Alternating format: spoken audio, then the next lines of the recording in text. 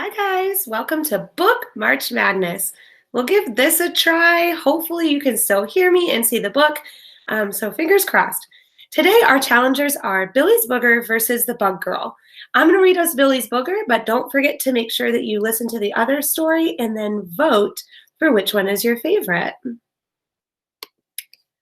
So, now let's go ahead and take a look at Billy's Booger. I don't have all the books with me, so we're going to read this one online. So hopefully you can see it. All right. Billy's Booger, a memoir, sort of, written by William Joyce and his younger self. Billy's Booger, a memoir, which is a true story, which this book is, written and drawn by William Joyce and his younger self from the 4th grade, actually. On this first page, the author and illustrator kind of let us get inside Billy's mind. You can tell that he should be working on his health and science worksheets and books.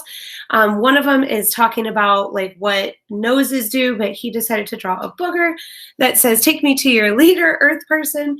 He also has a list of top secret possible book titles. One is The Nose Dudes from Beyond. One is It Came From Inside My Nose. One is Billy's Booger. We can also see that instead of doing all his work, he has a few comics and drawings. So we're starting to get a feel that Billy is very imaginative. Once upon a time, when TV was in black and white and there were only 3 channels, and when kids didn't have playdates, they just roamed free in the out of doors, there lived a kid named Billy. Billy loved monster movies and cartoons and comic books and something called the funny papers.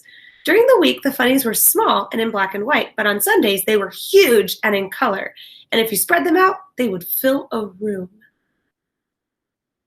And sometimes a whole day. Notice he's drawn himself into some of these cartoons.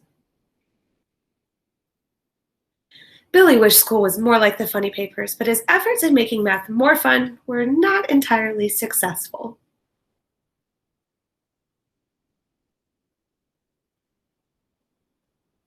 Billy also found regular sports too regular. He did much better at sports he invented, but the PE teacher didn't entirely agree.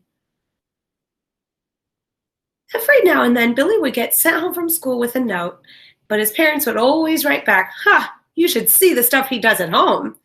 Dear Mr. and Mrs. Billy, your son has been very odd as of late, and while we always try to encourage creativity, we cannot condone full-fledged mayhem."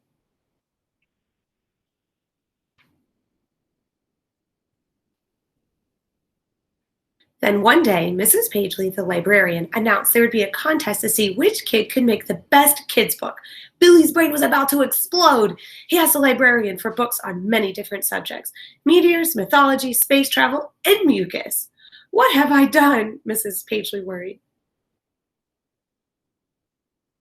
For the next few days, Billy thought and read and wrote and drew. "Well, his nose is certainly to the grindstone," said Billy's dad. "I wonder what kind of note he'll get this time," said his sister. But Billy didn't hear them. He was living the dream. And the name of his book? Billy's Booger, the memoir of a little green-nosed buddy. Chapter 1. I am sneezed.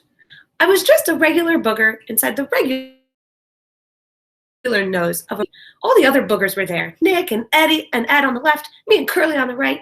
We were watching Billy do his math. 4 + 1 = sad. There's Billy, and we are here. Billy went exploring, so we had to hide. "He's been biting his nails again," said Curly. "Must be a math test coming up," said Ed. "Too bad we can't help him," I said.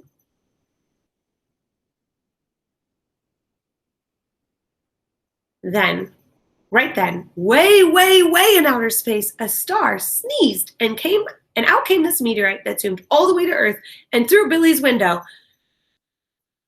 Sniffle, sniffle, little star, achoo! Look out below! And it went right to Billy's house. The meteor bonked Billy right on top of his head. We were all knocked out cold.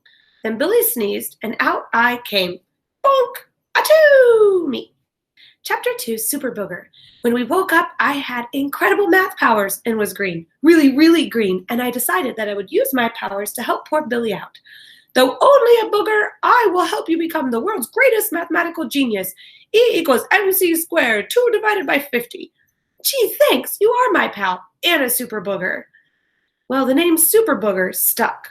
I was faster than a speeding spitball. Pew! More powerful than the meanest bully. Help, help! Able to leap tall swing sets with a single sneeze. Achoo!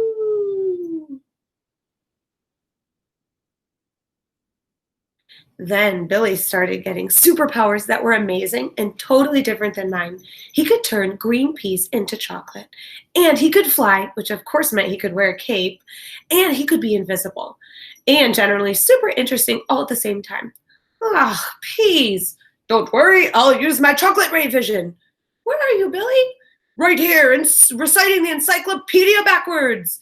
Zizza, a genus of grasshoppers.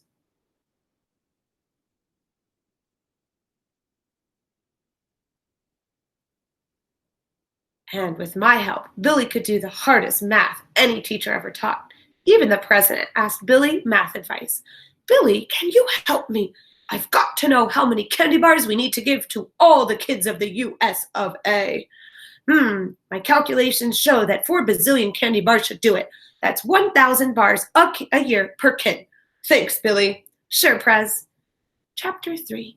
And so, Billy became the go-to kid on the whole darn planet when it came to math stuff and bad guys and supervillains and crime. Nick and Eddie and Curly just stayed nose side. They got kind of gypped on superpowers.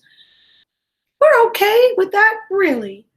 But whenever the need arrived, I'd blast out of Billy's nose and we would save the day. Out, out, and away was our motto. The end? Don't bet on it.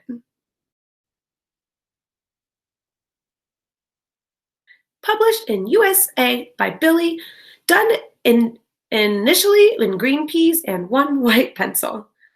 Principal Blisterbomb would be the judge for the contest. Billy liked the principal. He got sent to him all the time, especially during the science fair. He called Billy one of my most challenging students ever. So the day the winners were announced, Billy was pretty excited. But he didn't win first place. He didn't win second place. He didn't win third place. He didn't get an honorable mention. He didn't get a note from his teacher.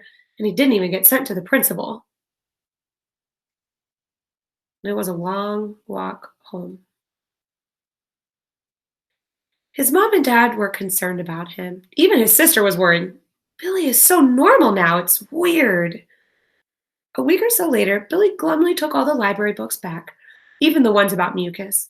Mrs. Pagely smiled at him in a nutty sort of way. Then Billy heard laughing. Some of his friends and some older kids were at the table reading a book.